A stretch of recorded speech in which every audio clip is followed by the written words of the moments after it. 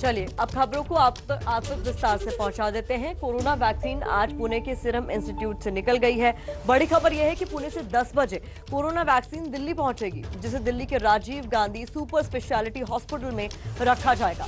Vaccine Pune से 8 flight के जरिए कोविशील्ड वैक्सीन 13 अलग अलग शहरों में पहुंच रही है, जिसमें दिल्ली के अलावा अहमदाबाद, चेन्नई, कोलकाता, बेंगलुरु, करनाल, हैदराबाद, लखनऊ और भुवनेश्वर जैसे शहर भी शामिल हैं। आपको बता दें, एक ट्रक में 2.5 लाख से ज्यादा टीके रखे गए हैं, जो कि अलग अलग दिशाओं के लिए रवाना हो चुके हैं। हमने आपको तस्वीरें भी दिखाई थी, जहां सुबह 4:30 बजे सीरम इंस्टीट्यूट से जो ट्रक रवाना हुए थे, उसकी पहली तस्वीर भी आपने एबीपी न्यूज पर देखी थी। आपको बता दें, ये जो टीके हैं ट्रकों में भरे हुए अहमदाबाद, चेन्नई, कोलकाता, बेंगलुरु, करनाल, हैदराबाद, लखनऊ और भुवनेश्वर जैसे शहरों में पहुंचने हैं। और दिल्ली की जहां तक बात है, तो सुबह 10 बजे पहली खेप यहां पहुंच जाएगी।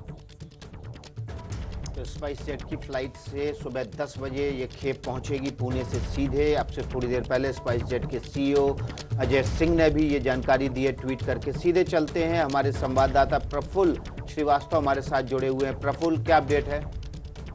देखिए, जिस वैक्सीन का इंतजार था कि जल्द ही वो अब आएगी, क्योंकि 16 तारीख से लगना शुरू होगा, उसका पहला कंसाइनमेंट डिस्पैच हो चुका है और जानकारी के मुताबिक 478 बॉक्सेस जो हैं जिसमें वैक्सीन हैं वो डिस्पैच हो चुकी हैं पुणे से। और उसमें से जो सबसे पहली वैक्सीन की जो कंसाइनमेंट है वो दिल्ली करीब 10 बजे पहुंचेगी और यहाँ ये जो फ्लाइट है स्पाइस जेट की फ्लाइट से पहुंच रही है। और उसके बाद कुछ और शहरों में भी ये ले जाई जाएगी। करीब 13 शहर बताए जा रहे हैं जहाँ पर ये वैक्सीन जो है वो जाएंगी, जिसमें अहमदाबाद, चेन्नई, कोलकाता, बेंगलुरु, करनाल, हैदराबाद, इस तरह की जो जगह है यहाँ पर भी वैक्सीन जाएंगी।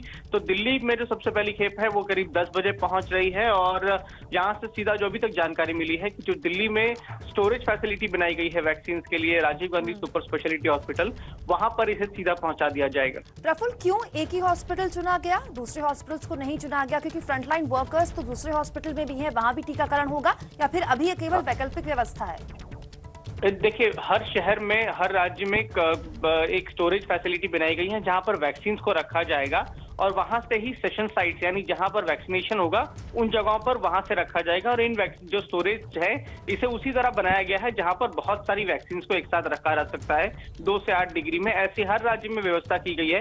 कुल 41 ऐसे स्टोरेज सेंटर्स हैं बड़े।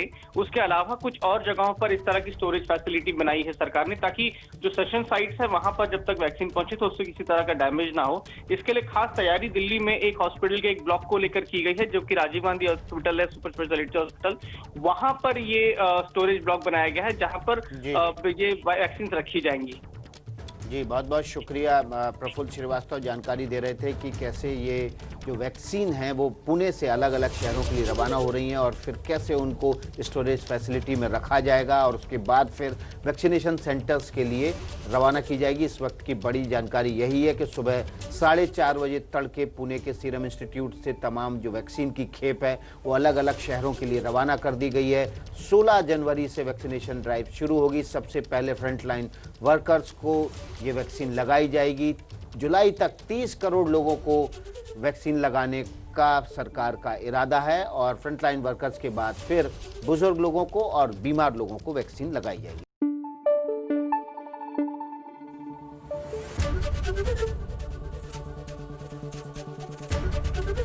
एबीपी न्यूज आपको रखे आगे।